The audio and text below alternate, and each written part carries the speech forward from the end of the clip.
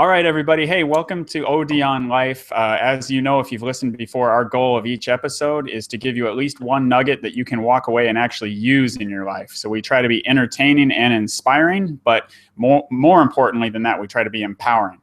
So we're not just here to be fun. Hopefully we are fun, but remember that's the goal. And get out your pen, your paper, and be ready to write something down that you can actually use.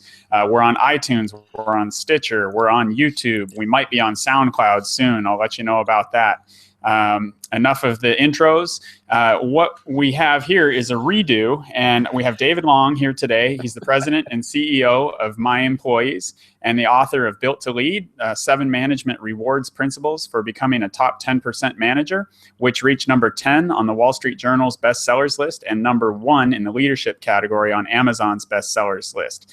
And besides all that, he is a very gracious guest. We have had a whole bunch of snafus and technical difficulties, and he's willing to give me a redo after we had a great conversation last time. So thank you, David, for that. I appreciate you being here again.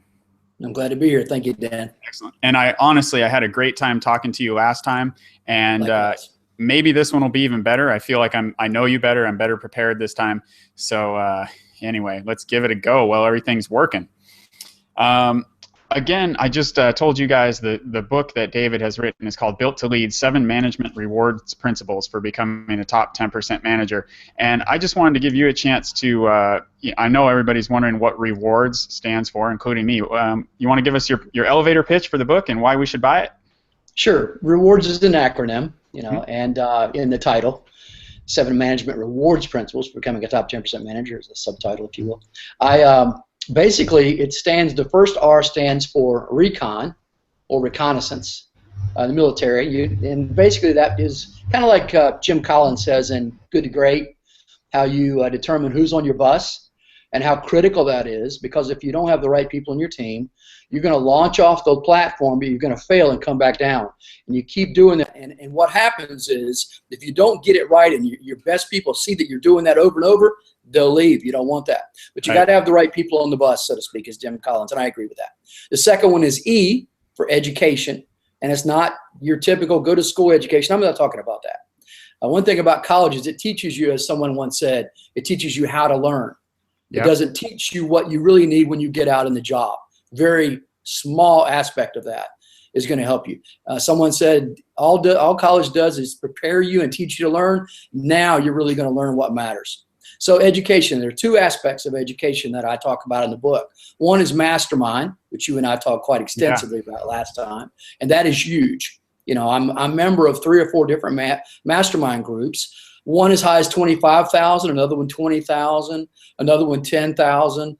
I mean, so, and a couple of that I have that I don't pay anything for, because they want me in there. One of them is my own, and I have 6 local CEOs. So masterminds are critical, obviously. Napoleon Hill, Think and Grow Rich. Yes. The second part of the education is my book clubs, which I started a decade ago. And you need to, one of the mantra, if you will, that I have is build yourself, build your team, and together you'll be built to lead. And that's where I got the name for the book. And what you need to do is you need to work on yourself all the time. Set the example. I read 3 to 4 hours every day. Wow. Didn't start out that way, but started out about a half hour a day. But gradually realized, okay, I'm watching a TV program that's giving me absolutely nothing. So why waste my time doing that? Let's read that time. So I gradually moved a lot of time over of my day into making myself better. In my company today, at My Employees, myemployees.com, and we're in the top 1% of employee engagement and recognition companies in the country, the United States and Canada, which we're also there. But we're projecting 11 million this year, which is, if anybody really knows, it's like 0.004% of businesses ever hit 10 million. So that's pretty good. Right. So we're in a elite group. But education, I work with my team. I pay my employees, and I have 55, 56 employees. I split the company up into 2 groups in book club. And I actually have roughly 27 or so in Wednesday morning at 10 o'clock. And then the next day, Thursday morning at 10 o'clock, we split the company up. Right now, we're doing Dave Ramsey's course, Financial Peace University. And I subscribe to the fact that if you make your people better, the company is going to be better. And when I talk about book club, I only we only work on the individual in book club. We don't work on your skill set as it pertains to the company, Dan. Okay. That's not an issue. You know, So, I saw, sorry to interrupt. I saw something today that I think you might like, and maybe you've seen it before. I saw just a great one-liner, and it says, animals are trained, people are developed. And that absolutely. Really, I like that one. I like it too. And we talked a lot about it last time about how, you know, some managers might say, well, wait, I'm going to, you know, pay all my people to, you know, 55 people for an hour every week to sit in a book club. I'm going to pay them for that. They should do that on their own time at lunch or at, you know, on the couch at home or something. But long term, that's going to come back to you with employees that stick around longer, you know, people learning to have better relationships, less stress at home, better health, you know, better sleep habits, whatever it is. So it really does come around. I think taking that long-term approach is really smart. Indeed. Let me give your listeners a fact that radically changed my life and why they need to pay careful attention when I'm talking about book club, because book clubs made me millions of dollars. And I'm not exaggerating one iota on that when I say it. And the thing is that book club has bonded my people like nothing else. We've been doing this for over a decade. And to give you an idea, before I started book club, the salespeople never went to lunch with production people or support people or any of that. And my company back then, we only had about 12 employees a decade ago, and now we have 55. And we're in the business world, which is what is known as a gazelle, which is any company. If your listeners don't know, I know you know this, but any company that grows by 20% on top of 20% on top of 20 for 5 years. Some people say 4, but usually it's 5. And that's a gazelle. That's continuous, solid growth. That means you got your act together, right? Yeah. So and actually, I didn't know that term. I like it though. That's cool. Oh, really? I figured you would have known that. Okay, that's all right. It's and so great. That's exponential then, because you're talking about you're at 100%, and then the year after that you're at 120%, and then you're gaining 20% on 120%, right? So it's a bigger improvement every year. Every year. As opposed to a lot of markets that tend to do the bell curve thing where they start to slow down, right? Absolutely. So you're the opposite of that. Yeah, and like I said, today we're in the top 1% in our industry, and that's no small feat, and it's due to my people. You know, my job today, Dan, I don't work in my company at all. I don't answer the phone. I don't engrave plaques. I don't do employee engagement surveys with our clients. I don't do any of that. Mm-hmm. All I do, I have 3 aspects of what I do today. I am coach, mentor, and cheerleader without the skirt. That's me. Very nice. And I want to get back to the reading real quick. You said that over a decade, is that what you said? You went from reading a half an hour a day to 4 hours a day? That's right. Was there a big leap in there where you were doing a half an hour, and then you maybe found a role model or something and jumped to several hours, or what? Or it was pretty gradual over even keel? Yeah, let me tell you what I did. I basically, there's a sales program called Action Selling. And one of the aspects of Action Selling, it says replay the call. And when you go on a sales call, when you get out and you sit in the car or, you know, get off the phone, whatever the case may be, you sit there and you realize, okay, and you analyze, I should say, what Dan and I talked about, what the next step is, what do I need to do, where did I feel I did an exceptionally good job, where do I believe I failed, what could I have done better? So you're replaying the call. And I took that a step further, Dan. I got to where I started the process, and I've never heard this from anybody else, but I replay my day. Okay. When I get to the end of my day, I look back and I say, what did I do? Oh, okay, I watched this program. Did I get anything out of that? No, it's worthless. You know, I got my laughs, my ha-has, you know, by watching that sitcom. But then I really didn't enjoy it enough to justify. Did it add any value to my life is the main thing. Bottom line, no. I used to be an avid sports watcher. I used football. Good gracious. I love football, college and pro. Basketball, I'm North Carolina boy, buddy. I mean, you know, the Tar Heels. Yeah, so absolutely. I watch them all the time. Michael Jordan's alma mater. Absolutely. And he lives here. I mean, he lived in Wilmington, and that's where he's from. Okay. Where I live. You know, of course, I'm up at my beach house. I'm at my beach house today, so I'm up at Surf City, North Carolina. But anyway. Very nice. So that's, what was I saying? Lost my train of thought. Oh, you were talking about what you devote time to and you recap every day. Yeah. Replay the day. So I get to the end of my day and I think about it. So I started thinking, you know what? I watched the Tar Heels play, but did that really impact my life? No, it did not.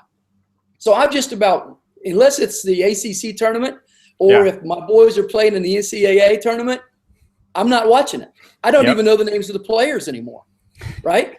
So You I'm know, not that. I use my I time wisely. I totally identify with you on that. I love the game of football, and I used to watch a lot of it, and gradually I watched less and less. And I'm from near Seattle, and of course the Seahawks have been on a Yeah, tear the last few years. sure. And you know, I still like the game of football, but if you're trying to keep track of the NFL, there's Yeah. I think what is it, 30 teams, or maybe it's more now. You've got 30 Yeah. teams, and now if you're a college fan, holy cow, we're talking hundreds of teams. Yeah. And if you're into college basketball as well, and the NBA, I mean, how many, you know, you've got 55 employees, but you're trying to keep track of what, 200 teams or something? And I know guys that they know the standings, and they'll argue with you about why Ohio State dropped to number 3 from number 2 and how it's not fair because, you know, I mean, the Sports Writers Association and da-da-da. And it's cool. They're having fun with it. But man, that energy, that knowledge devoted to another area could be huge. And actually, you said that you didn't get that idea from somebody else recapping your day. But you know who else did that is Benjamin Franklin. I don't know if you knew. Maybe I did get that from Benjamin. I mean, I read his autobiography. That might have been where maybe it was in your subconscious. Yeah. Good point.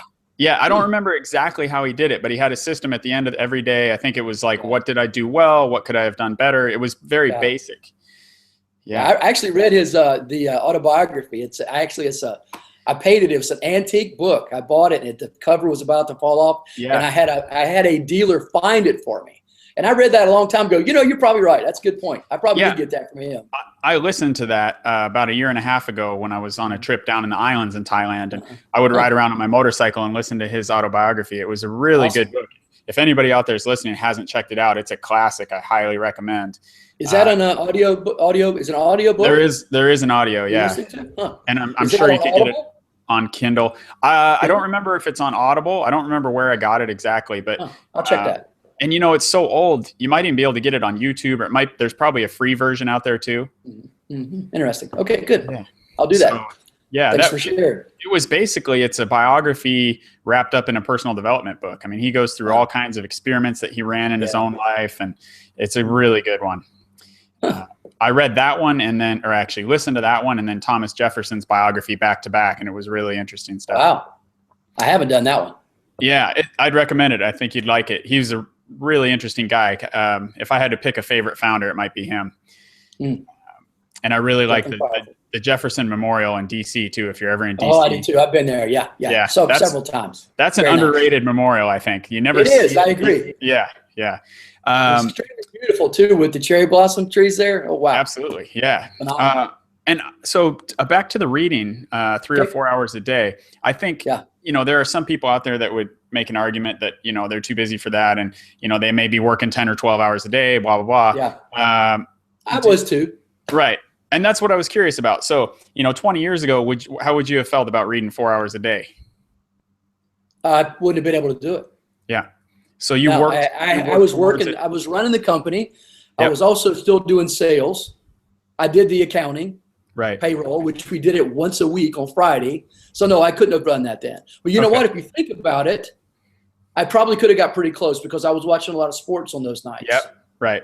You know, and whatever, TV. Or maybe just you could have done it weekends or Sundays or something. Absolutely. Right. Yeah. Yeah. And I think it's a habit that, you know, I've been, what was it? It was The One Thing by Gary Keller. I think we talked about that. I was just finishing that book the last time we talked. And he talks about how, you know, people tend to focus on increasing their discipline. And in his view, that's the wrong way to go about it. He said, look, you know, I didn't look into all the studies, but supposedly they've done studies on people trying to increase their discipline, and it just isn't that effective for most people. It's not sustainable. Right. So what you know, they talk about this concept of habit stacking. Use that limited bit of discipline that you have to build whatever your new habit is, whether it's reading more or eating healthy food or getting up earlier or whatever, and wait until that has become a habit and then shift that discipline to something new. So I think reading more, that's something I'm working on personally right now, and I'm really liking it. I'll throw a tidbit in. I actually wanted to mention at some point anyway. I checked out a podcast. It's called London Real. It's a really good podcast. They had a guy named Tai Lopez on there, and he talked about speed reading. And it's TAILOPEZ. That's his name. And go to YouTube and type in speed reading and his name. You'll find the video. And, you know, he reads a book a day. that's kind of his shtick, you know, and that's the headline on all the interviews about him. And then people go, Right. what, a book a day? That's insane. You know, how can you do that? And he says, here's how I do it. The first thing he does is he looks at the cover, then he looks at the inside of the cover for the summary, and then he looks at the table of contents, and he decides right then, is this all stuff I've already read? Is there anything in here I actually need to learn? And there might only be 2 chapters that he wants to read, or it might be 1 chapter, or he might say, I don't want this book, and just go to the next. Sure. And he said the quickest hack to increasing your speed of reading is to skip books. The second one is to skip chapters, you know? So I think it's school or something. I've had it in, you know, it's hard for me to skip a chapter or a half a chapter or whatever. Yeah. But I've been getting better at it. And I think that getting rid of that idea that you have to read a book cover to cover it's so liberating, or it was for me. Yeah. Just get what you want, pick out the nuggets, and then move on. Yeah, Brian Tracy actually said that years ago. I learned that from him, where he just said, if you're not getting something from a book, just get rid of it and get something else. Start reading it. You know, some authors I just bore to tears. I mean, they just drive me crazy. Right. Well, it's I the can't same. deal with that. That might be the same guy, you know, that would bore you to death in person too, at a lecture or whatever. You're not going to click with everybody. But you know, the difference between having a boring conversation and reading a boring book is the author's not standing there watching you. If you put the book down or go, oh my God, I can't stand this. It's nothing personal. You know, he's not watching it. Your teacher from 4th grade isn't watching you either. So just move on. Yeah. And I read for knowledge. The thing is in the beginning, I read for knowledge, and I can't really say a lot of the time it was entertaining. Yeah. But now reading, I've done it so long now, reading for knowledge is when I get to the end of each chapter, what's the high point I got out of that? And if I couldn't find one, I'm going like, well, you know, that's not good. You know, buddy. Yeah. So like you said, I'll skip something if I feel like I've got a pretty good grasp of that. I will skim it. I don't want to say I skip it. I will kind of skim it. Speed reading, basically. I learned how to do that years ago. My own philosophy of what I do on learning is that when I read a book, I highlight it, and immediately after I finish, I go back and reread the highlighted portions again. Then I go on my calendar on my phone, and I go out a month ahead of time, 3 months ahead of time, 6 months ahead of time, and a year. And what I do is I go back and I reread, skim those highlighted portions again, and it reinforces. That's how you learn. Because you know as well as I do, you can read a book today and you will only retain 10% of it tomorrow if you don't do something like what I just said. Right. And that's the key. Is repetition is how you learn. It's human nature, but that's what it is. And that spaced repetition where, you know, there's a science to that too. I remember watching a talk, I think it was a TED talk, the guy who invented Atari, or you know, was the main guy behind the Atari video games. He was creating a website, and I always blank on the name of it, but it probably still exists, but it was an open source type of site where any teacher, any person could input lessons.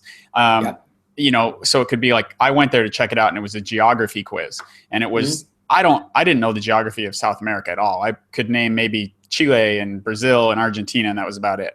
And I mean, I was surprised once I started taking the quiz. I didn't know even which country Colombia was, and I would have thought that I would have assumed I knew that. But anyway, the thing, what it did was it asked me, you know, what country is this? And it would highlight a country, and then it would do it another way where it would highlight 3 countries and say which one is Colombia. And so it would, you know, different learning styles and whatever, and it would make it harder and harder. So if I got Colombia right when it was a choice out of 3 highlighted countries, the next time it came around, it might highlight 5 or 6, and then it might highlight all of South America. It makes it a little harder every time, and some of them are really obvious, like. You know, the little tiny country, you know, that's not Brazil. So it's easy if they just highlight those 2. But then the ones that you do poorly on, it repeats those more often. And with bigger ones. Yeah, exactly. So it picks on you. It picks on your weak spot. And I like that. And then that's pretty cool. Yeah, and you sign up for this thing, and it would actually keep track of when you needed to take that lesson again, which is exactly what you just described. It would automatically do that. And then after so many lessons, it's like, you know, you've kind of got that now. You never need to take that lesson. You should share that. You should definitely put that where that's a resource people could grab, because that's awesome. You know, I'll put that in the notes on this episode. I'll have to go find it again. But Atari, I'm writing it down, Atari Guy website. Okay. Yeah, I'll add that link. I like that. I'll use that. Yeah, and I'm just hoping that it catches on and a bunch of teachers jump in. And, you know, I'd use that to study the Thai language right now if I could. And yeah. So we got to the E, on rewards. What else is in Education. it? Yeah. The W is winners emerge. In our book club, and this is where I got with the title, is that when you start educating everybody, some people naturally step forward more than others. Those will be your future leaders. Now, let me tell you how much that's impacted. We have one of our most shy, if you will, introverted employee is Josh Straw, and his last name. So, I mean, he's a super guy and very, very introverted though, and he came and anyway, so he's in the book club. And of course, introverts naturally don't want to be shared in front of 25, 28 people. Yep. So it's mandatory with us. We tell them that when we hire them. If you can't handle it, you shouldn't come, because if you're there, I'm going to make sure you get developed into something you're not today. So what happened is occasionally, of course, if I'm in town, I always want to do book club myself for our people for the 2 days. And then the next thing is that if I'm not there, my COO or one of the other managers. But occasionally, Dan, we want to let people step forward if they want to. We want to give them a chance to show us what they can do. So we ask for occasionally of our employees who would like to run book club next week. So I'm on vacation. I just got back from Scotland, by the way. And then I'm talking to my COO, and Adam Tart, my right arm. And he says to me, he said, guess who wants to do book club? And I said, who? And he said, Josh Straw. I said, Josh Straw? Are you serious? And he said, yeah. I said, don't you dare let him do it till I'm there. So I said, okay. So when I got back from vacation, Josh did it. And I remember, Dan, he's standing up there and his hands shaking. But he did a great job. Excellent. And I mean to tell you, that kid has come out of his shell phenomenally well. It's amazing. And that would not have happened if we had not had book club. So he's one example of all the people who have stepped forward. And we have a world-class team. And the vast majority of the reason we have a world-class team in our company is because of book club. And I develop my people. Let me give you another example of book club when I talk about winners emerge. And I don't just mean winners emerge in your company, Dan. Here's what I'm talking about. We read Dale Carnegie's book, or Carnegie, however you say it. Yeah. His book, How to Win Friends and Influence People, right? Right. And at the time, this was about 1.5 years ago, we only had 30-some employees. So you can see how fast we're growing. And the vast majority of that reason is because of book club. And what happened is we read Dale Carnegie's book. And at the end of that, I had, of the 30-some employees we had, 4 of them either emailed me or called me or said to me personally, Dave, that book saved my marriage. Wow. That's over 10% of my employees said the book saved their marriage. Now, one of them, I won't say who her name is, I don't want to embarrass her, but she's one of our salespeople. Her and her husband were separated. And she came to me after that was over and she said, Dave, after reading that book, I realized that I am the problem. And today they're back together. They were separated, living apart. Today they're back together and they are happy as they can be. And because she realized that she was being selfish. And I mean, they're doing phenomenally well. Yeah. It's one thing to realize that, but that takes a really big person to admit that too. Absolutely it does. And that's growth. That's what I want to see. Right. So that's when I say winners emerge. That's what happens. So it's not just within the company, Dan, it's in their personal lives. And that's the main thing. That's what book club is about, is building the people. You have another hour or whatever it is that you train them the specifics of their job. But if you build them and think about it. Right now we're doing Dave Ramsey's Financial Peace University. It's a bunch of DVDs in their workbook. So it's going to take us probably 4 months to get through that course. But here's the thing. If you have employees who don't know how to manage money, and by the way, that's most of them. Yeah. And they learn how to manage their money, guess what? They stop getting calls from creditors. They stop having those arguments with their spouse. And by the way, 85% of marriages break up over money-related issues. So if I can help them fix that or get that straight before they even get married, wow. I make my employees better. If you got creditors calling you, you're stressed out. Do you think you're going to do a good job for the company? No. And you're going to snip at people if they say something you don't like. And that's a gap too in the education system. Robert Kiyosaki's always talking about that. That's their whole mission, is to try to fill that gap. Because I remember in school learning about supply and demand. I can draw a supply and demand curve. I can talk about price elasticity and all this stuff. Basically, okay, that's great. If I'm going to run a Gazelle company like yourself or whatever, those are concepts that can be useful. But we skipped straight to that. We never talked about how to balance our checkbook. That's right. We never talked about what percentage of your paycheck when you're an employee, what percentage maybe should I think about setting aside, to fundamentals. Right. Exactly. Fundamentals. That's exactly right. It's just not there. I mean, if you're not learning it from your parents, or if you're not lucky enough to have a mentor, it's just getting skipped. So Absolutely. That is crucial. It is. It helps make you successful, because if you, especially today, Dan, when kids are getting out of college with 30, 40, 50 or more thousand dollars in debt, and they get out of school and they've got all this massive debt load on them, and they can't afford to have their own house or get qualified. They have to stay living with mom and dad. So I mean, these are things they need to know before they do that. Right. I tell people, and Dave Ramsey says this, look, if you go to community college for the first 2 years and then transfer to your big school that you want to get into, they don't say on your diploma, your degree, that you weren't there the first 2 years. That's right. Right? But you save a ton of money by doing the fundamental stuff locally before you go off. Yep. And, I even had friends that did that, and they got priority on registering for classes and all kinds of crazy stuff. I mean, and I remember one of the biggest advantages, my friend did exactly what you just described. And he could park right outside the building, and he had like a 30-second walk to class, where I'm from Washington State. I was trudging all the way across like a mile of campus in the sideways rain, in the winter, and riding my motorcycle up an icy hill because my car was such a piece of junk. I didn't trust it to even get me there. It's a good way to go,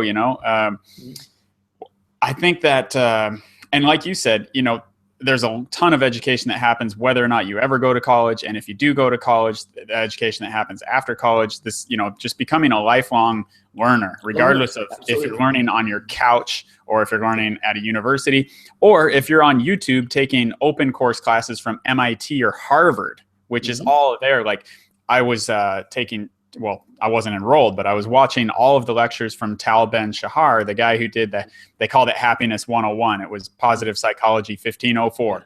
The first time he did it, I think he had like 8 students, and then, he had 50, and then it was, standing room only, people out the door. And that's Harvard. And like you said, people, come out with tens of thousands, if not hundreds of thousands in student loan debt, or you can watch it on YouTube from your couch. So, not that you shouldn't go to Harvard, but if you can't get in, there's other ways to do it. So don't let that be an excuse. And if you have the opportunity to be able to get the knowledge without the expense, but most people are too short-sighted, they place zero value on something they pay zero for. Right. And that's a shame, because there are resources like you just mentioned out there if you'll just look. And today we have more than ever. So many things are online now. I don't really care. I have a degree and I have a master's degree. But if you go to my office, you'll have to look in a drawer to find them. Yeah. Because I don't really care about the piece of paper. I actually I changed majors, and I later went back and got my degree. I dropped out of school for a while, but then I went back and got my degree, and then I said, you know what, I still need more knowledge. And I decided I'd get my master's. Well, I went ahead and got that. But the thing is, once again, the vast majority of the things that they make you take, I don't really care about. Yeah. I've learned so much more on my own independent study, if you will, by far. Not even a concept of being close. I mean, it's minuscule compared to what I've learned on my own. Right. I've heard multiple people say who have been to really prestigious universities that what they really got out of that experience, it wasn't the knowledge, it wasn't the facts and trivia, it was their connections, their fellow students that they met, their professors that they're still in touch with, powerful networking, which is awesome. But, you can go to the library at Harvard without paying tuition. So, wow. That's good. I mean, you can meet people. You can go meet these people even if you don't get accepted. And, I want to ask too, there's a concept that I think is really important. I know it helps me out a lot personally, which is when you look at people that are where you want to be, and some people put certain folks up on a pedestal. And they say, wow, that guy must have amazing talent. Or, Dave's got the master's degree. That's probably why he's running this Gazelle company. Or, for some reason they're lucky, they're blessed, they're talented, whatever. But to keep it real, we talked about this last time. You started your company out of your parents' garage, right? That's right. That's right. Yeah. And I mean, can you give a little background on when you did that and how it went? Yeah, I started my company out, and I told you before, I started my company more out of desperation than inspiration. Yeah. I didn't have a plan B that I could do. I interviewed for jobs, and I couldn't find anything that was going to help me pay my bills. And by the way, the reason I started in my parents' garage, and you know this because you and I talk, but the listeners don't, is that I lost my job 3.5 years earlier, and I went through 7 jobs in 3.5 years, and ultimately lost everything I had. Sold my house 2 weeks before I lost it in foreclosure. Mm-hmm. Ended up having to move back home with my wife and 3 children, mind you, with my mom and my dad, and my baby brother still lived at home in this 1,340 square foot house. So 8 people in there's a bit crowded, buddy, at 13. But yeah, so I did an assessment, if you will, of what I knew and what I had done. And I had an engraving machine, a little pantograph. And that basically, I figured I would run with that and see what I could do. And ultimately, I was successful with it and kept building on it. And, you know, actually, it's funny that you said, well, Dave, you had a master's degree. That's why you're doing so great. Sorry, but in the beginning years, I was doubling the size of the company every year. So that's better than the 20% or whatever, right? Right. So no, that doesn't have anything to do with it. And I love what someone once said, college does not make the man, Dan. It refines the man. Mm-hmm. The man is the man. And that's basically it. You got it in here or you don't. Yep. Hey, I want to ask you too. So you were engraving. Sure. What were you doing? Bracelets, trophies, all of the above?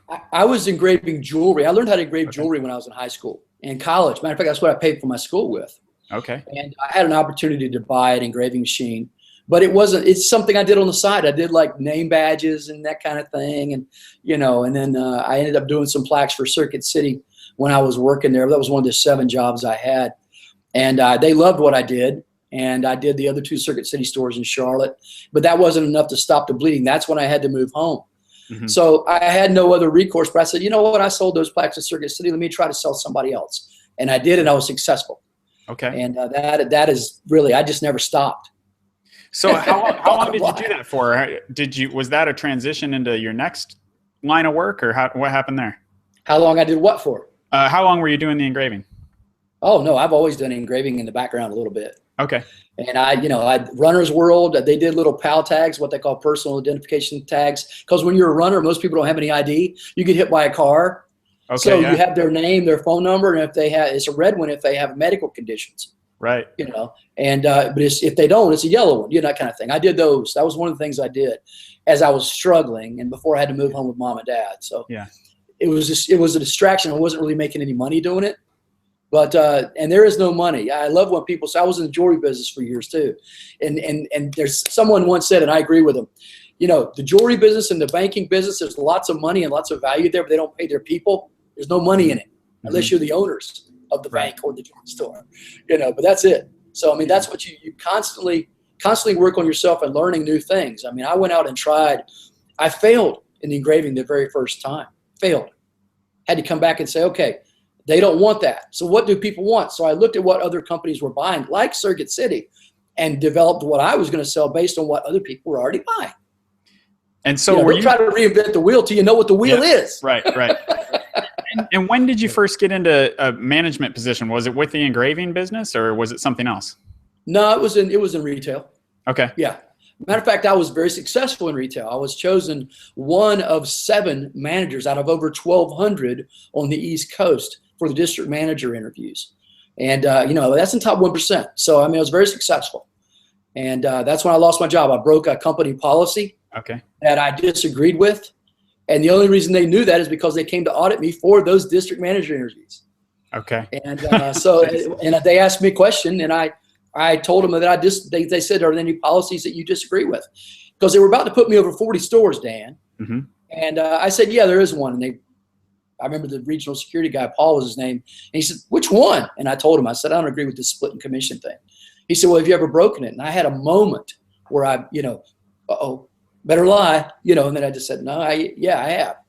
And he said, Dave, this is the hardest phone call I've ever had to make in 22 years with the company. I said, why? He says, this is a big deal. I'm going, what do you mean it's a big deal? He said, here we were thinking about putting you over stores, but, you know, I got to call and check with the divisional vice president of the company. So he calls the guy, puts him on the phone with me, and the guy, he starts cussing at me. And his name was Joe. And he said, David, you're one of my blankety-blank superstars. What are the blankety-blank you think you're doing? And I said, I don't really agree with the policy. Nobody gives a blankety blank what you think about the policy. It's the policy. You know, he said, and he just said, you screwed up, son. Of course, he said something else. But he said, hand the phone back to Paul. So I hand it back to him, and I hear Paul saying, are you sure, sir? He's one of our best. And I'm like, what does that mean? You know, so he gets off the phone and he says, give me your keys. My keys? Wow. You know, and I'm like, you're kidding me. I said, I was expecting this little slap on the wrist, you know. And no, they made an example out of me, and they ended up firing 8 other guys in 3 states doing the same thing. Whoa. All senior managers. Let me tell you about that thinking and what it cost them. That electronics chain was Radio Shack, and look at them today. Yeah. And now those other managers, was it the same policy? They didn't. All senior managers, they thought it was stupid too. Wow. So when you have that many people doing the same thing, wouldn't you think you need to look at that? That's exactly what I was thinking. But they didn't. Exactly. And the commission was being split between who and who, or what was well, going on? Basically, this situation was, if you came in and worked with me, and I was working with you, let's say I was a part-timer, and you didn't have your paycheck, you didn't have your checkbook, and you wanted to come back the next day, and the policy was if whoever wrote you up gets the sale. And I didn't really think that was right, because I had 2 trainees that were in each other's necks, man. I mean, they were just, you know, I had the number 1 and number 2 trainees in the district out of almost 40 stores. And man, you know, they were always arguing because they were so competitive. And I thought it was the right thing to do. I just, you know, if I actually paid too much, if I found out about the situation, when I did payroll, I adjusted it on the next week's. And you know, part of the problem was, Dan, it looked like I was paying more money than was just, than was due, even though I was going to take it off the next pay period. And I did that for a while, and it was fine. I'm curious here. It reminds me of my brief stint in retail. So you had somebody talking to this customer for an hour and a half about why they should buy this particular piece of equipment. And they say, oh, you know what? Okay, I get paid tomorrow. I'll be back. Then they buy it from the other salesman, right? And so you would give the first guy a portion of the commission. You'd split it out the way that you thought was fair. Is that what? Correct. Okay. Yes. And I mean, somebody had to do all the paperwork and everything else. So, you know, it's hard to say, well, Dave, I put in an hour with the guy and you took 15 minutes. I need, you know, 80%, whatever, you know. But it was the way that worked out better for everybody. Yeah. The problem is they didn't really like that, because it could screw the county. Like I said, I didn't find out about it because the person wasn't there when we did payroll the next day. He came in and said, hey, so-and-so bought. How come I didn't get credit for that? So I would adjust it on the next pay period, which was 2 weeks later. Yeah. And so I would take some from the first, give it to the second. So once in a while, I would pay the individual, and I'd already paid the first guy. So I would wait to take it out in the next pay period. And they knew that I was going to do that. Yeah. But there again, I could understand the company's perspective. What if that guy quit and I had paid him too much money? And then I ended up paying extra money to my other guy who was still there. So I'm not totally faulting that. Yeah. You know, and it was their policy, and I broke it. Yeah. Because I didn't think it was right. But you got to keep your people happy, man. I mean, out loud, that's your first line of defense. What if a bunch of them quit because they're not happy? You know, it seems like you said. I think it's big of you to say, it's the policy and I broke it and take responsibility. Yeah. But if you've got 8 managers doing that, it seems like there probably needs to be a discussion about that. Yeah, I agree. And, you know, for that to happen on the phone sounds a little strange, too. If you're one of the top performers, it seems, I mean, maybe they were very far away or very busy people, but it seems like a sit down, you know, at least like, let's meet at Denny's on that one, right? Well, this regional security guy was the one who was there in my store, you know, and he was the guy. He was over 9 states. He was a regional security guy for 9 states, very successful. Okay. He'd been with the company, like I said, 22 years. So super nice guy. He liked me a lot. That's why he said, this is the hardest phone call I've had to make in 22 years. Yeah. Because he was based in Charlotte, and I was close by in Rock Hill. So he was in person with you calling the other guy, his manager. Correct. Okay, gotcha. His boss. Yep, got it. Okay. And then that guy dropped the axe from afar. Ouch. Of course. Yeah, and it was. But you know what? Here's the thing, is that things are either, someone said, things are either the blessing in your life or they're a trial. And things, you know, they things like that make you better or bitter, either one. Yeah. So I learned from that, and you know, and I will say that it was a blessing to me, because today I would be a company guy still, and Radio Shack is almost in the toilet today. So if I'd put my whole life, and here I am, 57 years old, Please don't think that I mean I'm bragging when I say this, but I'm a multimillionaire. I have 3 homes. I don't know a dime on any of them. I have a 20,000 square foot office building with 16 acres of commercial property. Don't know a dime on it. Even though we're getting ready to build another 13,000 square foot building, I probably will finance for a couple of years and pay it off. But I have Harley Davidson motorcycles. My wife and I both. We rode them ocean to ocean in 2005, cool. 6.5 week trip. I'm able to do things today that if I would have stayed with Radio Shack, I would not have the money and the means that I have today, and the freedom, if you will, and the success. And speaking of freedom, because I think what you're describing, it's sort of the opposite of what a lot of people envision, a busy CEO with 55 employees who must work 80-hour weeks, and he's, overweight and stressed out and chugging coffee all day, So what is your workday? You read 3 or 4 hours, you're coaching people, you're dropping in on your company. What does it look like? Yeah. I'm actually only in my office, in my company. I'm very seldom ever actually in my office. I might be there 5 minutes a week, just so you know. I go into the office for several things, and that's it. The rest of the time, I'm working from my house and my home office. I go in Monday morning. We have our managers meetings from 9 to, and then we go to lunch, kind of deal. We go from 9 to 11:30 and we take off for lunch. I spend another hour and a half. I pay for them, obviously. We always go out and we talk. If we need to continue talking about something work related, we will. But most of the time we just goof off when we go to lunch and we're talking about things. But it is critical. Most of the time we do talk about some things that relate to work, obviously. So we continue that conversation while they're there. And then secondly, I come in for book clubs if I'm in town. Mm-hmm. So that's an hour and an hour on Wednesday and Thursday. So I'm in my office I'm actually physically in the company less than 7 hours a week because I have highly competent people working for me. Yep. And my COO, Adam Tart, is my right arm. He's been with me 17, almost 18 years. He is the COO. He takes care of the day-to-day stuff. I have on my computer here, I have 5 dashboards.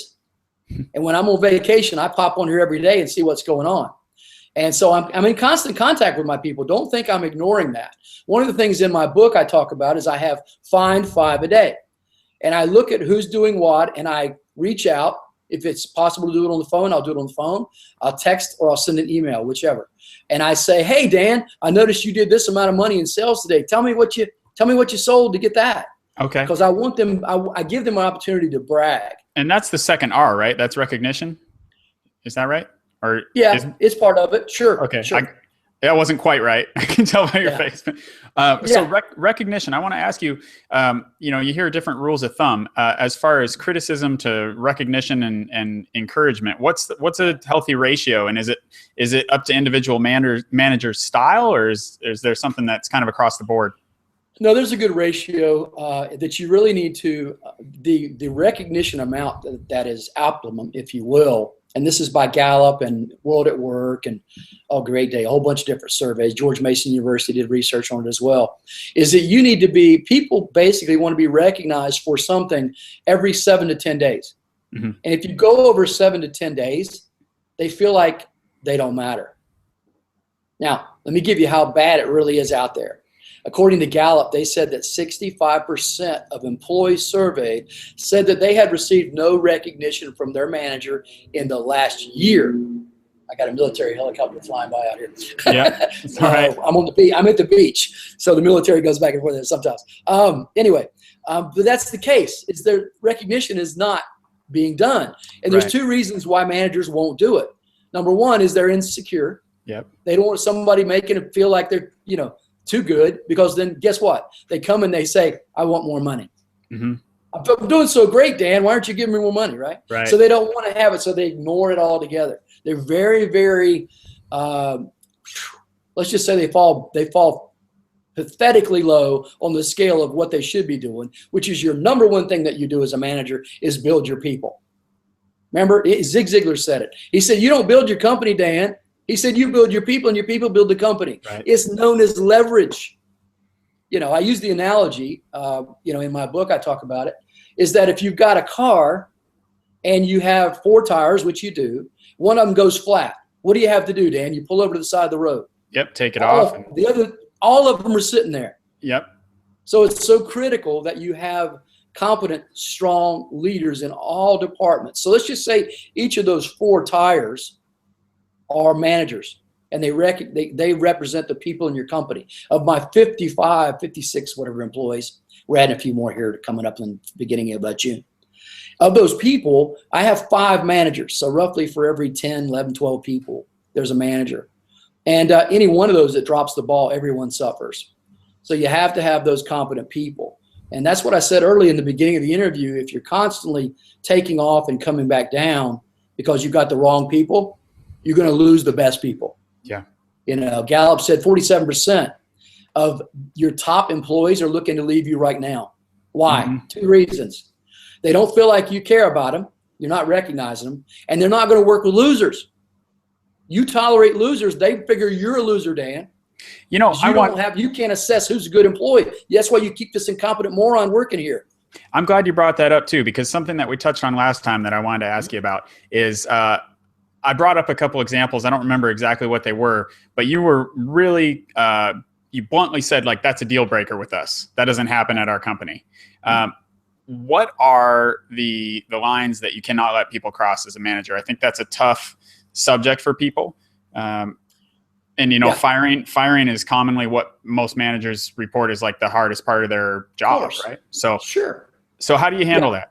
A deal breaker for me is managers, all my managers have to be like I am, constantly learning. Okay. And I will say, guys, let's read this book. You know, you got 2 weeks to read it. Half hour a day, easy. So, you know, I want them to spend a minimum of a half hour a day. My managers actually spend more than that. And the thing is that we had a manager about a year ago that we had to replace, because when we're in our managers meetings and we're talking about something that we all read, this individual really had nothing to say. Sometimes he would try to fake it. Yeah. And it was so obvious. So reminds me of high school. Exactly. So I remember talking to this individual, and I had sent him an email about it. You know, come on, you know, you need to get your act in gear. And then when I copied in my COO, and my COO writes back, he said, I just want you to know I had the conversation with him a couple of weeks for the same exact thing. Mm-hmm. And he has not improved. And I said, okay. So I pulled him into my office. I said, you've got to do this. You understand? Yes. Well, then speaking of basketball, the NCAA tournament comes on. He's in his office, and he turns his monitor so you can't see it. Mm-hmm. And when you walk in his office, all of a sudden he's trying to get on his computer, you know, click, click, click, you know, get off that. Right. So, and then I just basically, you know, on my time, he's watching basketball. You know, Yep. He loved Kentucky, you know, the Wildcats. So he wanted to watch that. So the problem is I wouldn't pay him to do that. And you gave him plenty of warning. He'd been warned by more than once by more than one person. So that's over months of time. Yep. And that's not like the guy at Radio Shack who got the phone call and decided to fire you on the spot over the phone, right? I mean, no. Yeah. Definitely not. No, you think about it, Dan. You have, in this particular individual, he was with me 7 years. How many hundreds of thousands of dollars did I have invested in him? Right. That's why you always try to salvage. You know, I tell people, and I train my people this: you hire, you train, you prune, and repeat. Mm-hmm. You know, if you've got somebody in there and you start investing all this money in them, but you realize they have weaknesses and they're not fixing them, like they don't want to read, or they have a bad attitude about having to read. You know, believe it or not, I've had people that even though I'm paying them to be in the room, they didn't feel like that they should take a half hour of their time a week to read a chapter. Right. So I had this one girl who started bad-mouthing me at our Christmas party of all places. So she was bad-mouthing me about book club to the wife of one of my other employees. And the wife told my employee, and my employee told me. I said, what'd they say? She told me. I said, oh, good gracious. So I called the individual in. I said, I'm getting secondhand information that you're not happy about book club. And she, vehemently defended herself and, denied it and all this. But her actions were obvious. Yeah. And we already knew it. Hey, let me ask you on the flip side, and I don't know how your hiring process works and exactly where you source leads on that from, but have you ever had people come to you because they go, oh my gosh, I want to work somewhere that has this book club? Has that happened? Absolutely it has. I would think so. To give you proof of that, over 3/4, almost 4/5 of our employees, our current employees, are there because other employees told them how much they love the job. If your people will go, I'm going to prove what I just said. If your people and yourself, if you go to myemployees.com/sales, you will see a video of Jennifer on the right-hand side of the screen. And Jennifer was telling me how much she loved it. She tells me all the time how much I love this job. You've given me the opportunity to radically change my life. And she kept saying that over and over again. And I've heard it from others. And I started thinking, you know what? Why would I not put that video, capture that, what she says to me, on our hiring page for sales? Yeah. So I have on the left-hand side, I have me describing the job. And on the right-hand side, I have my employees, my salespeople, talking about how much they love the job. Yeah. Man, that's so much more powerful than me saying it. I would think as a manager in your company, if somebody comes to you because they know they're friends with a great employee of yours, you know, the birds of a feather flock together type of thing, and they're excited about something like your book club, what a great indicator that person's going to be long-term a great hire, right? Absolutely. It's the same. And I'll get shameless with my plug here. It reminded me though, when you were describing that, of the Better Me game, which we've talked about, and probably most of the listeners have heard of it. But if you haven't, I made a personal development board game called Better Me, the Game of Growth and Friendship. It's at bettermegame.com. Anyway, one of the things that I didn't really anticipate about the game, but one of my favorite things about it is every time I host the game, I meet at least one or two people that it's like this automatic filter. I put it out there on Facebook or on, meetup.com or Craigslist or whatever it is. The people who are attracted to play a game like that are really awesome people. I've met some really great friends through that.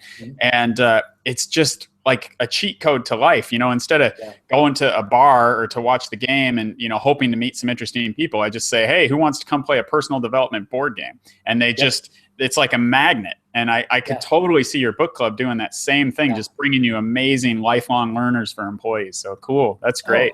And not only that, what I did, and I mentioned this in my book, anyone that wants to come to book club, we invite you to come, because you get to see my employees, not only their faces, but how they buy into it and how we have the interaction between us. We all share about our lives, and we're all just so tightly, fitted together because we care about each other so much, and we know that if you're a production employee and you drop the ball, that you're affecting the lives of all the other people in that room. Or if you're a salesperson who doesn't pay attention and is doing the wrong thing, maybe you put the wrong information in the account, or you weren't paying attention. So, the other people have the wrong information. It makes them look bad.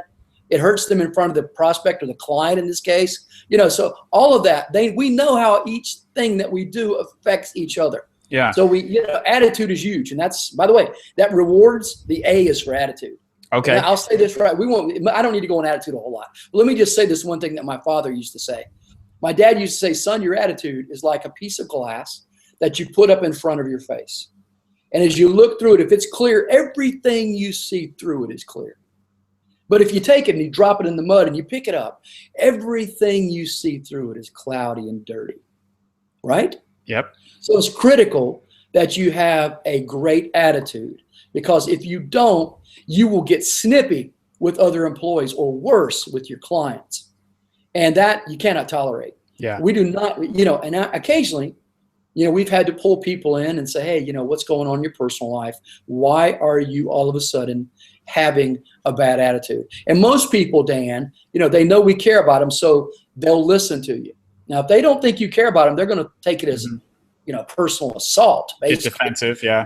Absolutely. So if you come at from the attitude of, hey, I'm just, Dan, you're not usually like this. What's going on? I'm trying to be understanding here, but I'm getting some complaints from other employees. And what I'm telling you actually happened. Years ago, we had our top salesperson, and she was getting married, but she started biting the heads off people in the office. Wait, a lady that was about to get married had a bad attitude? Yeah. Oh, sometimes that's what, well, it's not, that's so much. The thing is that she, and we thought maybe it's the stress of getting married, all the details and all that kind of stuff. But I had one of my managers pull her aside in a nice way and say, hey, we're getting some complaints, and Is it because you're getting married, you're getting stressed out? Oh, she freaked out. And she goes down the hallway to one of the other corners of the building to my COO's office, and she blasted him, man, pinned his ears back. Mm-hmm. Just wow, went off. And I remember when my management, my COO and this other manager had called me and said, this person is a problem. I said, all right, take her aside. I'm the one that said, what's going on? People are, ask her this, tell her, say, we see there's a problem here. We just want you to know that, be aware of it. Let's see what we can do to take care of that. But that's when they talked about, are you getting married? Is that stressing you out? That's what freaked her out. So she goes down and she blasts my COO. And when he came back, they told me, they got on the phone with me. I was on vacation in California out in Redwood territory. And I remember they called me and said, Dave, she freaked out. And I said, okay, let her go. They said, I remember my COO saying, Adam said to me, he said, Dave, she's our top salesperson. I said, I don't care. We'll get more money. We're going to lose good people by having to tolerate an individual like that around. And I'm not going to do that. So we let her go. I mean, it floored her. Of course, she's apologetic. No. If you didn't want to get your attitude straight for the right reasons, you may say you'll straighten up, but you'll be right back in a month. Yeah. And so did you ever find out what was going on? No. So there was a sudden shift, and it's a mystery. Yeah. She probably needed to be on meds or something. I don't know. Could be. Okay. Yeah. But yeah, it was a bad situation. And, over years and years, she basically begged and begged for her to come back. Yeah. But, we don't allow people to come back in the building if other people are uncomfortable. And I remember when we let her go, some of our employees came forward and said, oh, I'm so glad you got rid of her. And they never said anything. Right. That always happens. Always happens. If you're tolerating someone like that, they're making other people's lives impossible to have a good time at work. I come from real estate, and it's the same thing when you're a landlord. You learn that you've got to get rid of the bad tenants, even Absolutely. if they're paying, even if they're not behind on the rent. You got to get rid of them because they'll drive all the nice people away. They'll make it hard to rent out the units, and then like you said, after they're gone, people come up and, oh my gosh, thank you. Yeah. Yeah. Hey, I want to, before I forget, you said people could drop in on your book clubs, and that's open to who? Everybody? Anybody. Wow. Anybody. And where do these take place? I got nothing to hide. I practice what I preach, man. Right. That's I could see some of our listeners taking you up on this. So where do they happen? Like, what cities are they in? Well, it's in Wilmington. It's in Wilmington, North Carolina. That's where our office is. Great. And we don't do them everywhere else. If that's what you're talking about. No, we don't do that. But they're in our offices. If anybody is traveling in North Carolina or wants to come, we're on the ocean, Wilmington. And so more than happy. Just contact me. Let me know you want to come. We'll make it happen. Great. That sounds really cool. I hope somebody listening will take you up on that.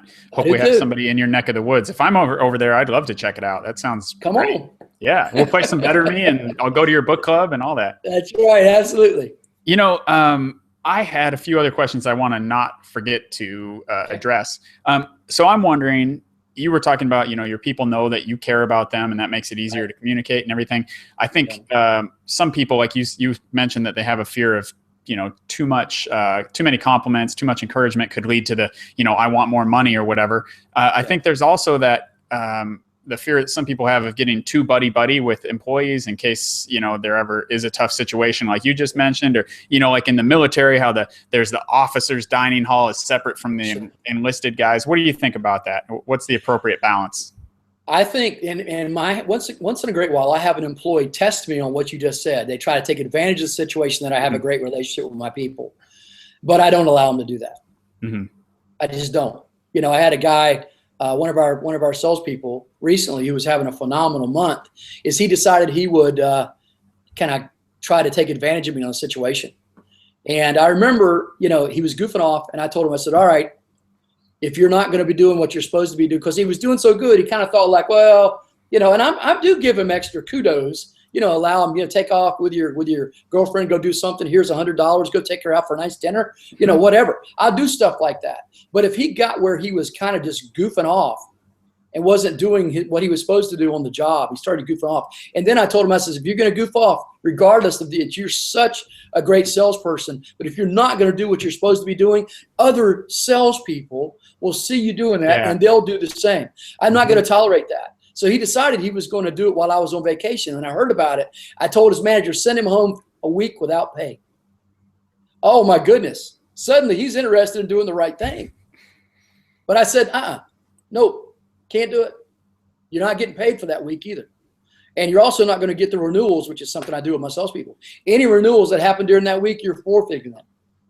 I want you to realize that you're going to goof off and ask for things or take it upon yourself to set policy, because you will be more of a detriment than a help. And I'm not having that, than an asset. So it sounds like you have that toughness and that you're able to be assertive regardless if you have that buddy-buddy attitude. So it's not about avoiding the buddy-buddy feeling. It's knowing where to draw the line when you need to, it sounds like. They know that I take very, very good care of them, and I praise them, and I put in, if you want to call it, I put a lot of capital in the good side, of all the praises and everything I'm given, the recognition. But because I have that in the bank, so to speak, the emotional capital, I can go over and kick them in the shins because they know I love them and I care about them. And if just like that woman that I told you we had to let go, our top salesperson, she knew we cared about her, but she basically just freaked out, and I wasn't going to tolerate that. So we made an example of her. Right. But this guy, he straightened up after that. Oh yeah, big time. Sometimes you have to do that. I have another question to ask you too that I think a lot of people struggle with. If you're going through a tough time, in some businesses, it might be, oh my gosh, are we going to make payroll this week? Or, in a smaller business, it might be your first virtual assistant that I might have to cut this person's hours back or whatever it is. How much do you share as far as challenges that you're facing as a company? And when do you share it? Or do you try to carry the burden and shelter the people from that? No, I think the lines of communication, people have more empathy when you're open with them. And I'll use this as an example. My very first employee, Robbie Worrell, when he was with me, 20 some years ago. And I was really struggling. I mean, we had been in business for really less than a year. Actually, no, when we moved there, it was a year and a half. So Robbie was there. And I remember I had trashed my credit. Remember I told you I had to move back home with mom and dad? So vendors didn't want, I had to pay COD for everything. So I had a plaque order coming in, and I had to go and, I don't have it on today, but my jewelry, 2 rings and a bracelet, I hopped them so that I could pay for the plaques in cash. But 2 other times, actually 2 times I did plaques, and 2 times I had to do that to make payroll, to pay him. So if I had to do that, means I didn't have any money, right? If I had to hawk my jewelry, I didn't have the money. But I made sure that he knew, Robbie, I'm going to make sure you get paid. I'm going to hawk my jewelry. And I gave him the money. And I remember Rob saying one time, the second time, I think he was shocked the first time, but the second time he goes, I really hate that you have to do that, Dave. I said, well, I'll get paid. I'll get money. Circuit City was my biggest account, and sometimes they just drag their feet a little bit. But the money would come in and I would be fine. It might have been a week later or 2 weeks or whatever. But I wanted to make sure he was taken care of. And I wanted him to know that I was sacrificing for him to be paid. That builds loyalty between you and your employees. Now, if you're going through a tough time, you tell them. The lines of communication should always be open. And here's what I say. Let's go to the other side of that too. Every employee that comes to work with me, Dan, I tell them, Dan, I will pay you what you are worth to me. If you want more money, don't come to me in a year's time and say, I've been here a year and need a raise. Anybody who does that, you're pretty much off my radar. How have you increased your value, right? Right. I say, all right, if you want to make more money, become more valuable to the company. If you can do one thing, and you've been here 10 years, and this other guy or girl comes in, and they've been there a year, but they can do 5 things, hey, that person is probably going to pass you. Yes, I've given you some, time served, if you will, raises, because I want to help my people. I want all my people making good money, and they do. I pay everybody more than I need to, and they know it. That's another thing.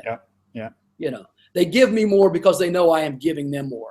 And I tell people all the time, don't go to the fireplace and say, give me heat, and then I'll give you wood. Doesn't work that way. Don't go to the field and say, give me crops, and then I'll get around to giving you some seeds. It comes from you as the leader first. So you have to invest in your lives. You have to show loyalty to your people, that you care about them before they will care about you, especially millennials. Why? Because they're so stinking jaded. They're so used to having a trophy for nothing, a trophy for showing up. So they're they're also very, oh, what can I say? Calloused, if you will, based on what they've seen happen to their mom and dad and Mm-hmm. their jobs. And, they lost their job after being in the company so long. Mom and, granddad worked at the same job 40 years, got a watch. That doesn't happen anymore. The average person, this is probably 5 or 6 or longer years old, but the average person today has 7 careers. That's not going to happen. I bet it's even more than that with people like me who had a lot, on the way up. So, but that's the case. You have to, once again, you have to invest in your people. You have to let them know you care. And that's how you're going to be successful. And like I said, the millennials are they're very suspicious of people, of managers, because they're not planning on being there but a couple of years. Yep. That takes you into the next thing. What? Have you had some of those millennials come in and then sort of see the light and figure out that you weren't just all talk, and that are now loyal and planning on being around? Over half of our employees are millennials. Wow. Yeah, let me tell you something. I don't care how old they are. The individuals in my company, they all want one thing. They all want to be shown that they are significant and that they matter. And that, according to Gallup organization, says they want to know that you are concerned about their development. Hello, book club, right? I mean, that's what we're talking about. Yes, we train them how to do their job better, but book club is all about making them better. And that's why we cover both bases. And, I've seen some other things about misperceptions of what managers think employees want. And, of course, they think they want money. It's all about salary. And of course, it's a consideration, but it's not the primary motivation. So another one they talked about was autonomy. How much autonomy do you give your people? What are your thoughts on that? We give them a lot of autonomy. We tell them basically, we don't micromanage anybody. And how do you get around micromanaging people? You have people that want to do the job and are doing it. All you do is tweak. That's not micromanaging. Micromanaging is standing over somebody or monitoring everything they do all day long. We don't do that, but here we kind of do, but we don't. Here's how we do it. We can tell exactly how many calls our salespeople made over a time period. Mm-hmm. And if it's one day, no big deal. We're not going to say anything. But if it's a habit, oh yeah, we're going to say something, because they're shooting themselves in the foot. They're wasting. Think about it. If you're paying benefits like we are, like health insurance and vacations, all that kind of stuff, and you got an employee who's doing half as much as the next one, which one's making you money? Right. This one. Yep. This one's just taking a spot. I want another superstar to come in and be up here. And so now I'm curious, you're seeing that. Do you have a computer system that shows you how many phone calls people are making, or is it people? Yeah. Okay. So it's not just trusting a written log. There's a saying I like about keeping honest people honest. Yeah. And I'm always thinking through what I'm going to say on topics like this, because my assistant, who is awesome, she edits all these things. So I have to wait, okay, she's going to hear this. How do I put this? Okay. Yeah. So my equivalent to what you have is, and right now I just have one, well, it's not an employee, it's a contractor through Odesk, which is a site where you can hire people to do just about anything. And she is in Croatia. I'm in Thailand. Anyway, that accountability is there because Odesk actually takes screenshots at sort of random intervals about every 10 minutes, but it's not exactly every 10 minutes, so that people don't just close Facebook every 10 minutes, wait for the screenshot, and then keep doing their thing. I like that. That's pretty cool. It's awesome. If you ever need, a virtual worker, it's a great way to go. It shows you the rate of mouse movement and keypad, keyboard activity. Wow. On a scale of 1 to 10. So they're super accountable, and I don't look at it every day, but it is there. So it keeps honest people honest, and it's really, it's cool to see. And with a different contractor I had in the past, I saw Facebook pop up a couple times in the little screenshots, and we do a lot of marketing on Facebook. So it's not a big deal, but I enlarge the image to see, is it our Facebook page or our Facebook personal group? Stuff. Yeah, but no, it was his friends, and he's in the Philippines, and it's like pictures of his friend's birthday party and stuff. And it, he worked for maybe 8 hours, and there were maybe 3 screenshots of Facebook, which honestly is probably a lot better than a lot of workers out there. Yeah, but it was like what you said, where it was the first time, and I said, hey, I see this going on. We can't have that. Obviously, I'm paying you. It's fine if you want to take a break and get on Facebook, but you need to pause you pause your, whatever you call it, the clock, basically, so that I'm not paying for you. Go ahead and take a break whenever you want. I don't even care what hours you work. And then it happened again, and it was just pretty clear that it wasn't going anywhere, and we ended that relationship. But anyway, keeping honest people honest and having accountability, I think is a great preventative measure. Right, I agree. Because if the risk, did you ever hear about that Stanford experiment they did? I can't remember the guy's name, but a psychology professor set up a fake prison at Stanford. Have you heard of that? No. Oh, it's super interesting. Anybody out there listening that hasn't heard of it, go check it out. It's on YouTube. There's short documentaries about it. He sets up this fake prison, and he puts an ad in some paper, I think it was. Students wanted, to do this experiment, blah, blah, blah. They came in, they screened them all to make sure that they were very stable, no history of mental illness or any violent crime or any, they were all like the most vanilla, well-rounded people they could find. And then they made half of them into prisoners and half of them into guards. And I think I might be getting some of the details wrong. I think they were going to run it for a week or something. And they gave them uniforms and everything, and they gave them real power to put people in, isolate them in solitary or make them line up and, do an attendance and all that kind of stuff. And it lasted just a couple of days because these guards started going nuts and like physically and verbally abusing these prisoners. And this is not a real prison. These guys did not actually commit a crime to be there, and they saw the same behavior.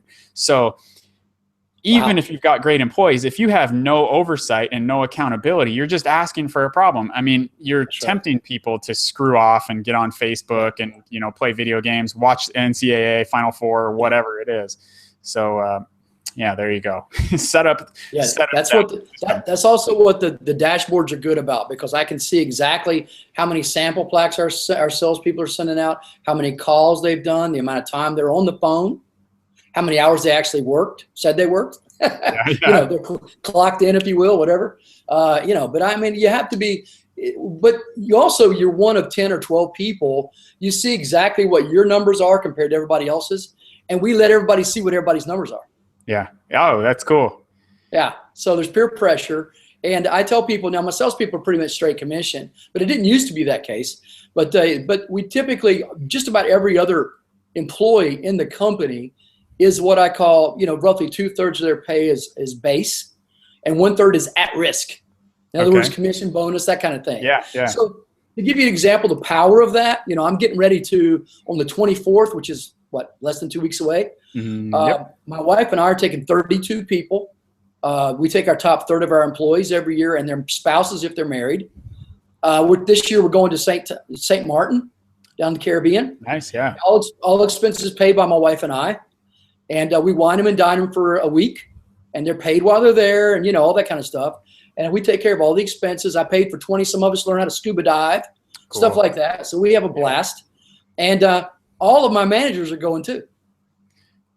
That's excellent. Yeah. Now, if my whole management team and my top people in the company can be gone for a week, how can I make sure everybody's doing what they're supposed to be doing back at the business, right? The company. Right. Because I've incentivized it. If they goof off, they shoot themselves in the foot. That's how you do it. Yep. Right? If they got to hit certain numbers to get certain amount of extra money. So go ahead, goof off. It's going to cost you. In the meantime, you're going to fall behind the other people who were on vacation. Right. I'm a big believer in incentives too. And I come from, originally the real estate world where it's all commission, and it's not even just all commission. It's all commission, and you have expenses like your license and your office space. RE/MAX does not just even give you a place to sit. You're paying a couple $100 a month for your office. For your 4 feet of counter space and a chair, a squeaky chair. Right. I mean, really, it's going towards advertisement and stuff like that and keeping the heat on. But it's produce or you're gone. You're not in the business anymore. So, but those incentives, when they're aligned, you don't have to worry about a group of people hanging out at the water cooler all day. They're like, get out of, go ruin somebody else's career, like Brian Tracy says. I used to put a thing on my door that said, "Do not disturb." I would tape it on the door, a little paper sign, because we had glass doors you could see through. And I would have preferred that they would be solid doors, but I would close the door. It would say, "Do not disturb." And people that I was friendly with, other realtors, would see that and knock anyway, because they thought, oh, that just means, do not disturb if you're not his friend, right? So they'd knock, and I'd look, like literally with the phone on my face, I would look at them like, what? You know, What are you doing? is the building on fire? Why are you not? Seriously. And they would kind of do like a little like, do you have 1 second? 1 second? You know, I'm like, yeah. no. I would point at the sign and I would point at the phone, like, Yeah. what? You know, get out of here. I'll talk to you at lunch or whatever. But that's because of incentives. Because, you know, I mean, if I was getting paid by the hour and nobody was looking, then maybe I would have said, yeah, come on in. Let's talk about the game. Right. Yeah. So, boy, let's see. What am I not asking? I wrote down so many questions to ask you, and we always. Oh, you know, here's one I did not want to miss because you'd mentioned it briefly last time. I asked you about mentors and who have you had that was a mentor, and you brought up your dad. Yeah. And you talked about. I'll let you tell most of the story, but you talked about an establishment. I think it was down by the boardwalk that was kind of a blight in your town. And what he did about that, and then the crazy, it sounds like a Hollywood movie scenario that came out of it. Yeah, basically, yeah. What you're talking about is, of course, my dad was a Baptist pastor for 55 years. He passed away 2 years ago. But what you're talking about is the story I shared with you at the boardwalk down at Carolina Beach, North Carolina. When we first moved there in '73, they had a porno theater on the boardwalk.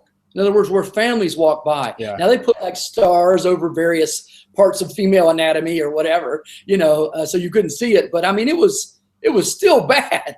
So anyway, my father kind of took it upon himself, and there were other people in the area that didn't like it either. So my dad kind of rallied the troops, if you will, and they went about getting that off the boardwalk. So, you know, they pressured the landlord and all this kind of stuff that owned the real estate. And finally, before it was all said and done, they got him out. They got him off the boardwalk. So all the families didn't have to see him when they went down to ride the rides and eat donuts or whatever, you know, kind of thing, or ice cream. So anyway, what happened is the guy, because he knew my dad was the head honcho on it, and I was off at college when this happened, but this is what happened. The police pulled the owner of the porno theater over, and in his trunk was dynamite and a couple of guns. And when they interrogated the guy, he said that he was on his way to blow up my mom and dad's house.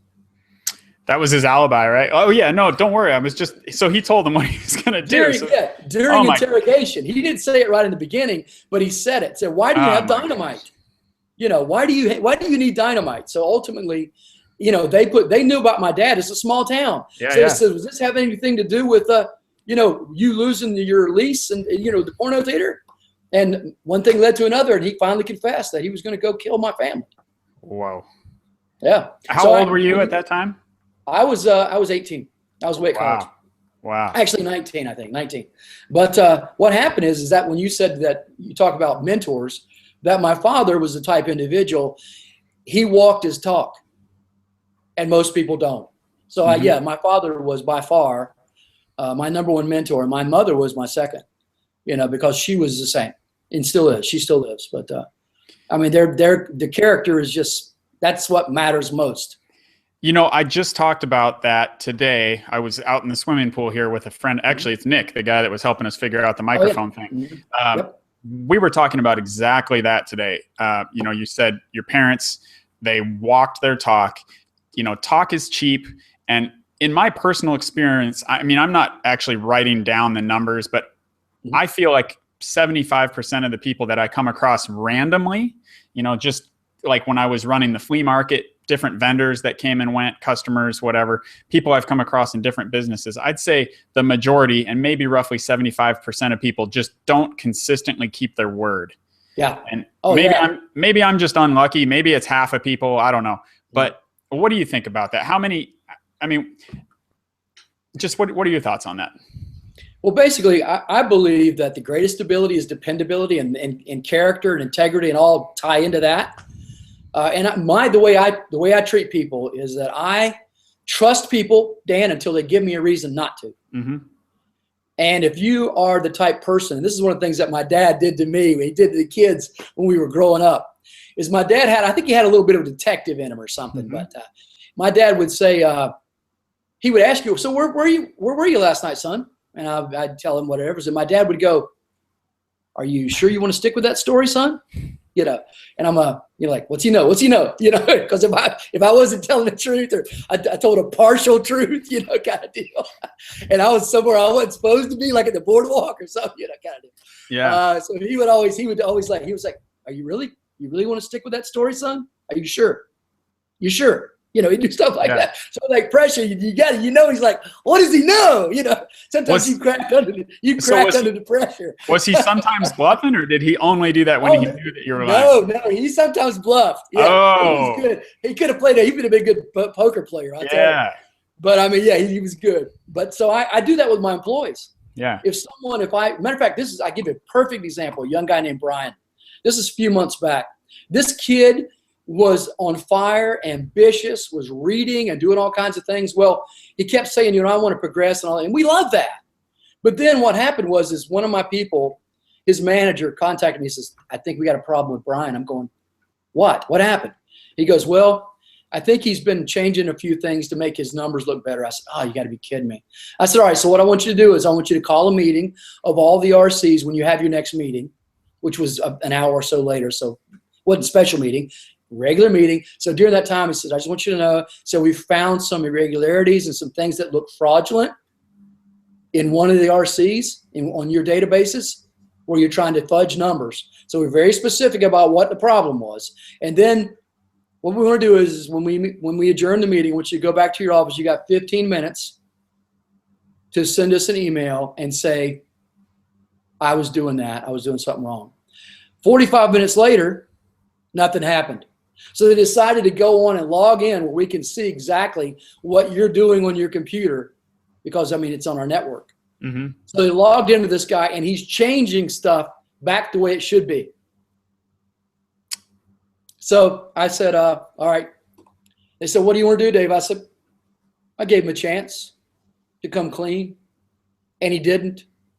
And I said, bring him in and fire him. They said, oh, fire him. I said, wow, he's doing this right and this right and this right. I said, no. So when we tell somebody to know something, just to clarify, Dave, so you gave him a chance to either admit it or not, and I'm picking up that he probably didn't know you had the capability to watch what he was doing. Right. But instead instead of coming clean, and maybe he didn't know what the result of that would have been. Is that right? He didn't know what was going to happen if he admitted it, but instead he decided to try to cover his tracks. Right. Okay. So yeah, they brought him in, and they did basically like I've taught my managers to do, like my dad did me. Yeah. You know, Brian, you want to come clean on something? No. Are you sure, Brian? You sure? You know, you give them that look like you know. Yeah. You know, you sure you want to stay with that story? Because if you come clean, we're more. And my people know this, and I've told them many times. If you are doing something you're not supposed to be doing and you're confronted about it, if you come clean, more often than not, we'll work out something. So this is now his second chance to come clean, right? Yes. Okay. Second chance. And he didn't say it. So I said, turn around the monitor and show him what he had done. And then, of course, he starts crying. Mm-hmm. And because I said, let him go. And, of course, he's crying. He's called back. He's probably called back 5 different times, talked to different people in the management team, trying to get his job back. But no. Because I gave him the opportunity to come clean. And if a person will do that habitually, they're not going to have a key to a multi-million-dollar company where they can go in and steal stuff. Yeah. If they'll lie from you, they'll steal from you, right? Yep. Not going to happen. I just had a thought come and go, dang it. Okay. Lying, stealing, money. What was it? Man, I was just kidding. I didn't have a thought. That's, you know what? I'm learning on the job here, man. That's why we started late today. That's probably why some people are going to be watching this archived instead of live. But this is this podcasting thing is really fun. This technology is new with the first live one here. I've got my 2 windows. I've got my my podcast notes on the right, and I've got the screen where I can see you on the left, trying to remember everything and take advantage of all the cool tangents we end up on. It's interesting. Yeah. I'm a big believer in just jumping in, though. If you want to learn to swim, jump in the pool. Absolutely. We talked last time. Oh, you know, I know what it was. somebody who I've never met in person, but I consider a mentor, is a guy named Jason Calacanis. He runs a show called This Week in Startups. When I started positiveatmosphere.com, I called into his show, and there's this segment called Ask Jason. He sold a company. What did he call it? He's a journalist by trade originally, and he wrote about the New York tech scene. It was quite a while ago. I don't know exactly when he sold his company, but he sold it for $20 million. He tells this story about sitting there on his bank page, hitting refresh to look at his bank balance. And it went from, whatever it was, a typical like working guy amount of money, to the next time he hit refresh, it said that amount plus 20 million, Wow. So, and he says he broke down crying, and he told his wife, you know what? I did it. Today is the day. I knew it. I worked my butt off, and today's the day. I saw the day coming, and it's today. The guy is so passionate. Yeah. Anyway. And he kept crying too, because the government took half of that. Yeah, right. Yeah, exactly. That was the next day. Right. Yeah. Well, 10 million is not too bad. Yeah. And so he talks about this a lot, because he interviews founders of companies, and they talk about their struggles, tough situations. And a lot of companies, not just employees of companies, but companies screw up. They do something stupid. They get hacked, and people's private information gets out, or whatever. Airbnb all of us at one time. Yep. Yeah, Airbnb is a famous company now. I don't know if you're familiar with it, Dave, but sure, absolutely. And their first few cases of somebody checking in and trashing somebody's house, it happens. But and everybody was, oh my God, what are they going to do? What are they going to do? It's like that worst case scenario finally happened. And he said, you know what?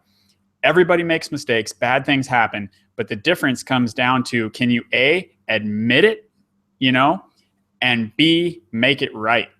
And learn from it. Yes. However much it's in your power to make it right. So if you're Airbnb and, somebody trashes somebody's house or whatever, go fix it, make it right, and move on. And that's what this guy you're talking about, he had a chance to admit, hey, I'm human. I made a mistake. Yeah. And how can I make it right? But instead he tried to cover his tracks, and now you can never trust that guy, especially when he does it twice. He gave him 2 chances to come clean. That's so, right. I mean, I think that's important. Not everybody out there listening maybe has a bunch of employees. They may still be an employee themselves. Yeah. And to hear that coming from your perspective, you gave the guy 2 chances and you just want him to make it right. Yeah, that's right. Yeah. So that's a fundamental to me that, speaking of mentors, that's something I've learned from him, is just admit it and make it right. And, that's actually a card in the Better Me game. It says, more or less, it says, can you admit when you're wrong? Do you always need to be right, or can you just admit it? Yep. And it's actually the only card that has ever caused a player in the game I was involved in anyway, there was this long, awkward silence after she read this card. This lady who I had just met 10 minutes earlier, she stared at the card in her hand. There was a very long, awkward silence. And I was about to tell her, you can pass if you want, or you can think about it and answer that later. But it looked like she was about to share. So I just shut up. And then she stood up and just walked away from the game and never came back. And I have no idea. So talk about it. I don't know what her particular issue is with that topic, but I know that's something I really need to work on. Is I'll say something stupid and then just like instinctively go, oh, I meant to say this, and here's why that kind of made sense. See, that I was confused for a second. It's not my fault, Type A's. I'm a Type A, obviously, and so it's sometimes I like the old saying, open mouth, insert foot, close promptly. Yeah. I've had moments like that. I have to apologize. There's probably not a week goes by I don't have to apologize to somebody, right? Yep. You're making waves. Some people are not going to like get slapped upside the head by the wave. Yep. My dad, great guy, and I don't think he watches this show, so I'm going to share a story. But I was at my dad's house. I was probably in high school, or maybe just out of high school in college or something. And my good friend Zach was over, and we were just chit-chatting in the kitchen. My dad was making food or something, and he overhears what we're talking about. And I said, how's it going, Zach, basically? And he says, oh man, I'm really tired today. I didn't get any sleep last night. I'm like, oh, why? What's the deal? And he said, oh, there's these birds that made a hole in the wall of my house, and they're building they're building a nest in the wall of my bedroom. And so I hear this scratching around and chirping and sticks and whatever, and my dad kind of looked at him and he goes, well, it's probably mice. And that seems reasonable, right? Oh yeah, it probably is mice. Usually it's mice, right? And so my friend Zach, he looks at him and he goes, yeah, but I can actually see him because it's right next to my window, and I watch the birds go in the hole, and then I hear all the chirping and everything. Wow. And my dad just kind of nodded his head and looked at him thoughtfully and said, it's mice. It's mice. What the heck? How do you argue with that logic? Yeah, I don't know. We had a squirrel doing the same thing at our house. Yeah. My mom had raccoons mating under her bedroom in the crawl space. That was wild. Nice. Yeah. So anyway, yeah, just admit it. It's okay. You don't always have to be right. That's right. I'm working on that myself. That's good. Yeah. Yeah. Hey, before I forget too, Dave, and I know we've been talking for a little while here. Yeah. So where can people find out more about your book? Where's the best place to go pick that up? Amazon, of course, probably, Amazon.com. It's Built to Lead, 7 Management Rewards Principles for Becoming a Top 10% Manager by David Long. And they can reach me at David Long at top10manager.com. And 10 is 10, not TEN. So top10manager.com. And David Long at top10manager.com. Anyway, so that's where you can reach me. The company number is 1-800-489-0230, and they can reach me as well. But I respond to all emails when people send them to me, so I'm always willing to answer a question or whatever if they'd like. And I'm happy to do it. But I will say this, anybody that goes to Amazon and buys the hardback copy of my book, if they send me an email, like I said, at davidlong at top10manager.com, I'll send them the Kindle version, which sells for $10 on Amazon. I'll send that to them for free. Great. And by the way, I'm also going to send them the $8 workbook that I sell on the book's website. Excellent. And because I want them to read it. That's why I wrote the Cockeyed book. I want them to read the thing. Right. Yeah. And everything I said earlier about skipping chapters doesn't apply to Dave's book. Cover to cover. Yeah. And hey, definitely in every chapter there's something to learn in mine. I promise you. Yeah, for sure. Cool. And, I know this helps. I'm going to give Dave a little help here too. If you guys get the book and you feel like you've gotten value from the book and from the talk that we're doing right now, give them a review on Amazon, because that's really crucial to helping a book rise up in visibility. And of course, when people see it, if they see a bunch of good reviews, that helps it sell. So, Dave's given you guys a bunch of value here tonight. And so do him a favor and take, 60 seconds to write a little review and tell us what you think about the book. Yeah, there's a bunch of good reviews there now. So if you read the reviews, you will buy the book. That's for sure. Good. Yes. It's that social proof, right? Right. Absolutely. Just like your employee. 5 stars, by the way. 5 stars on Amazon. Great. Yes. Nice. 46 reviews and it's 5 stars. Excellent. Good. So let's get it up to at least 50 here with this, show. Right. So get there and write your review and get the free Kindle. That's very generous. Thank you. That's right. And is there anything else you want to cover, Dave? I feel like, we've been talking for a while, but I don't want to skip anything you wanted to get to. No. We got through about 2/3 of the principles, my rewards principles. Right. And they're all in each of the principles is really going to impact your life and your career in, like you said, exponential before, in exponential ways. I mean, it's really powerful if you put them all together instead of trying to pick and choose. Right. If I've had so many people that have contacted me and that have started their book clubs and they cannot believe the power of the book club. And on the other hand, I have people say, well, Dave doesn't understand the retail world. You're talking to a guy who worked in retail 13 years. Yes, I do. Yeah. I can't do that. Yes, you can. You can do what you want to do. Quit saying I can't do it and start thinking, how am I going to do it? This has got to be done. How am I going to make it happen? And do it. And that's how successful people become successful. Yep. It's, Tony Robbins always talks about the quality of your life is directly a result of the quality of the questions you ask.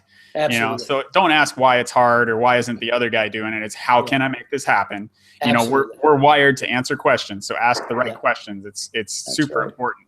I want to give a couple tips. I try to, like I said earlier, the goal of the show is to give somebody, every person listening a takeaway. I think most everybody should have more than one takeaway already, but there are a couple things I just want to mention. We talked about Tai Lopez. I'll mention that again, the speed reading techniques, Tai Lopez. Go to YouTube, type in Tai Lopez speed reading, and you'll see it's about a 10-minute talk about how he does it, how he reads a book a day. I found it really helpful, and it really freed me up to read books in a quick way and just get what I want. It didn't feel like a burden anymore. It felt like fun to pick up a book and pick what I wanted to read about. And two other little things. There are apps that I never knew about until recently that will dim your screen automatically after sunset so that you're not getting that bright light in your face that keeps you up at night where you can't fall asleep. There's one called Flux, which is F.LUX, so F.LUX. You can put it on your laptop, and it's really cool. Right around sunset, my screen dims, so you're starting to kind of, all the chemicals and stuff that you want to start secreting at nighttime, you're doing it, so you're not staring at the ceiling. And there's another one called Twilight that I have on my Android phone. So both of those have been really cool, little hack for me. And one more, and then I'll shut up, is the dry erase pens that I have in my bathroom right now. I pulled a card the last time I played Better Me, and it said, you could earn a point for committing to writing down your goals daily for at least 21 days. So I've been doing that. I'm already past the 21 days. I'm still doing it. It worked. It made it a habit. But I used to do it on a dry erase board that I had up against the wall, and it was okay. But what I'm doing now, because I happen to have tile walls in the bathroom that are basically white, is I keep a dry erase pen in there, and I'm writing all over my bathroom wall every day. And I've probably got it written 50 times up there now, the same 2 goals over and over and over. It started out that I was writing them on the mirror, which probably all of you guys listening have a mirror somewhere in your house. That's a great place to write down your goals. And if you're lucky like me and you have tile all over the place, that's another good spot to do it. Also, you can use a pencil and write it on drywall, white paint. It'll come off later when you move, so you don't lose your deposit or whatever. So, keeping those goals visible and writing them every day. They say that was another Brian Tracy thing. You mentioned him earlier, Dave. Having your goals in your head is one thing and seeing them is another. But they say something magical happens when it's going from your brain to your hand. Right, exactly. Yeah. And I know you have goals and are a believer in that as well. So, absolutely. Okay, guys, we're pretty much there. So again, make sure you check out Dave's book. And again, it's called Built to Lead, 7 Management Rewards Principles for Becoming a Top 10% Manager. That's on Amazon. Leave him a review as well, and he'll give you the free Kindle version. Send him an email. Also, go to bettermegame.com, and you can play the game 100% for free. There's no catch. You don't even have to enter your email. You can just play the game. So go check it out, bettermegame.com. And Dave, I really appreciate you giving me the redo. And I'm over the moon that it worked. All right, Dan. Appreciate it, man. Thank you so much. All right. All the best to you. Take care. Thanks, everybody. Take care.